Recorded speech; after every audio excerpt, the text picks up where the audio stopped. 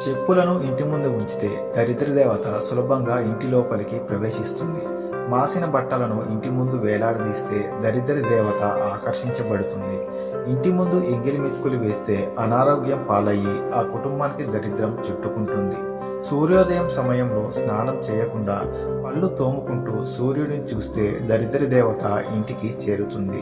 ఇంటి వాకిట్లో బిల్వ వృక్షం పెంచితే సకల ఆయువారోగ్య ఐశ్వర్యాలను కలిగిస్తుంది.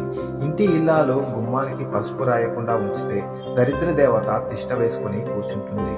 ఇంటి వాకిట్లో తుప్పు పట్టిన వస్తువులను ఉంచితే అప్పుల పాలు అయ్యేంత వర మహాదరిద్రం పట్టుకుంటుంది.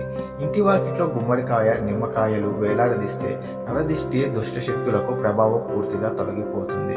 ఇంటి వాకిట్లో తులసి మొక్క లేకుండా ఉంటే ఆ ఇల్లు దరిద్ర దేవతకు ఆహ్వానం పలుకుతుంది.